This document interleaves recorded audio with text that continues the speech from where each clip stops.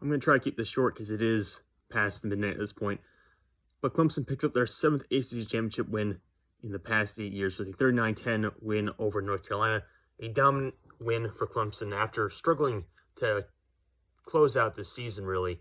But the Tigers pick up a really nice win here to end it all. And it didn't start out great. DJ Uiagalelei looked out of sync for the first 2 drives. We had 2 quick 3-and-outs for Clemson. Meanwhile, North Carolina scored on their first possession. It felt like everything from the South Carolina game was carrying over to this week. The defense just has hosts so many talented players, so many future NFL players, so many 4- and 5-star recruits, just was not playing that well to begin the game, granted. And then, of course, DJ not accurate with some of the most basic throws. The offense was mundane.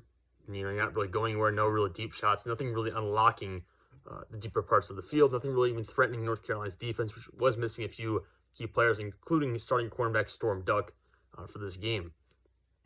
And then things change quite drastically when Cade Klubnik comes in. Now, if you've been following this channel at all for the course of the season, you know I have said that if Clemson believes that DJ gives them the best shot to win now, to win games this year, they should play DJ. And I've been on the mentality that that's probably the case. They proved tonight that clearly that's not the case anymore. Clearly, Cade gives them the best chance to win games right now. And granted, DJ has been a class act with this entire situation. He really could have thrown a fit. He could have entered the transfer portal early. I don't want to compare. I don't want to throw Kelly Bryant under the bus here because I have nothing bad to say about Kelly Bryant. But Kelly Bryant transferred after losing the job to Trevor Lawrence. Didn't really wait to stick around. But DJ has been very patient with this whole course thing. He's been very positive. He's been very helpful to guys like Cade and younger players on the team. So all the props to him for being a professional about all of this. But Cade came in and was immediately much better than what DJ's been the past couple of weeks. And I've said before, Cade has struggled in games when he's come in since the opening game against Georgia Tech, against La Tech, against Notre Dame. He's come into games he's not played particularly well. There have been rumors that he's not really taken, well, he hasn't taken a position from DJ at practice, certainly. He's not outplayed him. But he came into this game and he was by far the better player. And really, I don't think Clemson wins the game in any similar of a fashion as they did, unless Cade comes in and really just energizes the entire team. Not just the offense, the whole team in general. Because now the defense knows they got someone at quarterback who they can actually trust to lead long drives and make the splash plays they used to have under Trevor Lawrence and stuff like that. So Cade comes out 20-24, so just 4 incompletions on the day, 271 yards and a touchdown. And like I said, just energized Clemson, completely changed the momentum of this game. Cade also had 7 carries for 30 yards and a touchdown. Clemson barely ran the ball. Only 21 rush attempts for 68 yards and 3 scores. Will Shipley, 7 carries for 18 yards. Phil Maffa, 2 carries for 10 yards. Kobe Pace, 3 carries for 3 yards. So it's not like we were trying to run the ball that much, which has really been our formula in the past. But now we can throw the ball. We said, let's open it up. Let's start throwing the ball all over the field. And we had Cole Turner coming out. Not someone who's really been involved much in the offense much at all this year. Of course, had a key 68-yard pass that really jump-started everything for the offense. He finishes the game with 3 receptions for 101 yards. He's our first 100-yard receiver this season. This is the first time we've had a 100-yard receiver in a game this year. And that really speaks to how bad the passing offense was up to this point. Prior to this game, we were just one of 6 FBS teams to not have a 100-yard receiver at any point this year. No longer on that list. Thank you, Cole Turner. Thank you, Cade Klubnik. Justin Ngata also had a good night. It's probably the best night I've seen from Joseph Ngata in a little while. Again, it has a little bit to do with the quarterback. It also has a little bit to do with Ngata himself. But it was a good night for him. Tony Williams got involved. Brandon Spector had a nice big play. Again, that was the key. I think that was really the key for Clemson, having those big plays once again. Because we've been missing those. Everyone knows we used to have the jokes about the 50-50 balls, the jump balls to the T. Higginses and Justin Rosses of the world when we had Trevor Lawrence. Even Kelly Bryant throwing out those deep balls and just letting the receivers go make plays. And of course, Amari Rodgers and Cornell Powell having similar verticality and ability to beat guys deep. We have not had that recently. And we got that back in this game. We had a couple of nice plays like that. And a couple of plays that, frankly, I think we could have had. There was a catch, I think, at least one deep catch that we had a player drop. And Cade underthrew another play. I think our receiver won in the end zone. I believe it was in the end zone. Where he won the route, but Cade just kind of underthrew it on the play. But I can't complain too much. Let's have 4 incompletions on the day, and he's the reason why we won the way we did. But I also want to thank the defense. The defense, like I said, we have a lot of future NFL players on this team. Probably counting between the linebacker level and the defensive line, we probably have 8, honestly. We have some guys who are backups right now, or rotational guys who will be NFL players.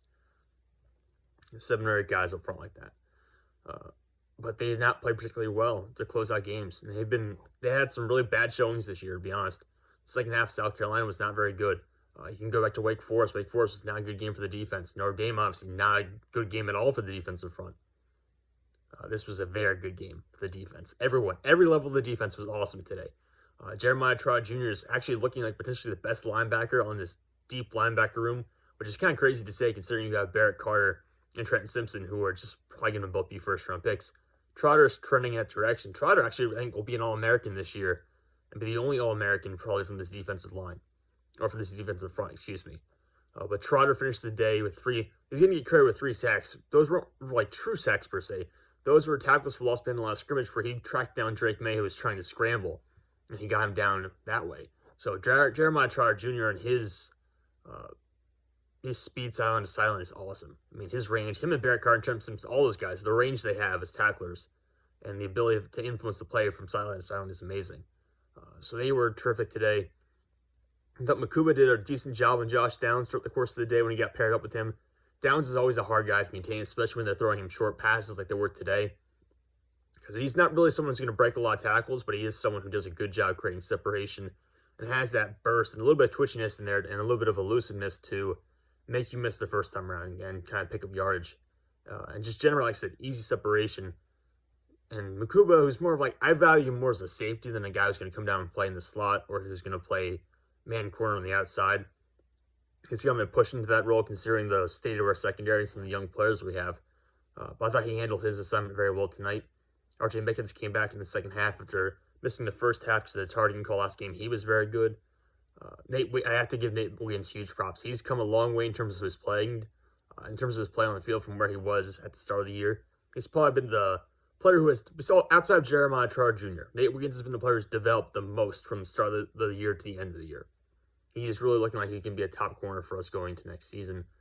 I would value his play, frankly, at this point more than I would Sheridan Jones, Jay Lucas, or any of those other guys. Toriano Pride. I think Nate Wiggins has been the dude for us in terms of playing corner recently. Now, who knows if that will carry over the next year or not, but I think he is the guy. You have to give huge props to him. Blocked field goal early in the game, which helped us out quite a bit in terms of the momentum.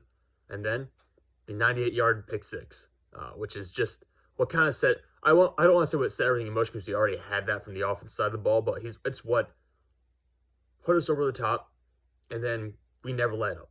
You know, that's kind of where we said, oh, we're gonna really take them out. We're gonna really boat race North Carolina, and we did that. I have to say, Bryan Bresee had some nice plays, 2 back-to-back plays actually, where he got pressure on Drake Maye. I don't know how many snaps he played this game, frankly. I don't think it was a ton, but he looked pretty good. KJ Henry flashed a little bit. I know he missed some time with an injury during that game, so he wasn't on for every snap, but he did have some impact plays in the first half, I believe. Tyler Davis was pretty good today. Tyler Davis has been very consistent, actually, for this defensive line, so he was impactful. Myles Murphy, not as impactful as I think we all anticipated he would be this year. It's kind of been a letdown year for him, but still had some good plays in there.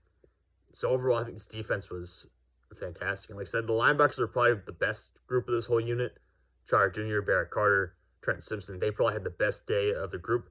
But you want to talk about Tyler Davis, Bryan Bresee, KJ Henry, Myles Murphy, Ruka Roro recovering the fumble, and of course Nate Wiggins with the pick six. Jaden Lucas gets an interception later in the game.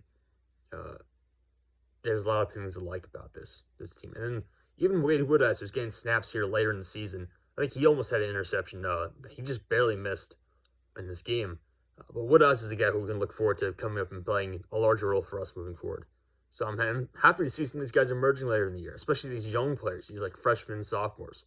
It's great to see them come out and play really well. What else do I want to mention?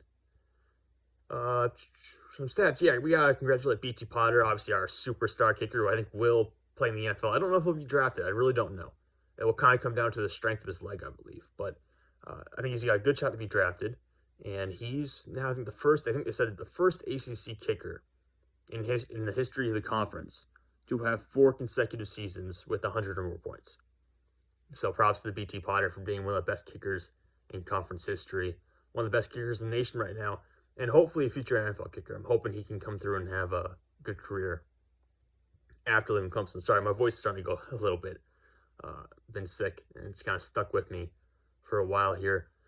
Looking at the rest of this game, I mean, they kill us in time possession. They had the ball for 35 minutes. We had it for basically 25 minutes. And we still beat the brakes off of them. They had 26 first downs. We only had 17, and we ended up winning the game. We had 385 total yards. They had 386. We were matched basically in total yards. The difference being, of course, the 3 turnovers for UNC, the 1 fumble and 2 interceptions. And I guess you could even probably throw in the block kick there. And Clemson, no turnovers whatsoever, no real mishaps. I do have one stat I wanted to read from a Benjamin Solak, who is one of the guys who I like to follow. Wait a bit. Excuse me. My voice is really starting to go down. I got to finish this up. A stat I wanted to read off for Benjamin Solak on Twitter. He works for The Ringer, if you don't know, formerly of the Draft Network. Sorry, my voice is really starting to go. UNC had 6 drives that went to the Clemson 30-yard line or further. So 6 drives inside the Clemson 30 or deeper in there. Potentially even in the red zone. 6 of those drives, UNC got 10 points. So got within Clemson's 30-yard line 6 times. Got 10 total points on all those drives. And Clemson actually had 8 points off those drives because Clemson had that pick 6 and then ran the 2-point conversion off of that. So Clemson actually got 8 points off of UNC's deep drives in their own territory. And UNC got just 10 points because, of course, they went for it on, I think they went for it on 4th down one time. You had the blocked field goal. You had all the other opportunities they just didn't convert on.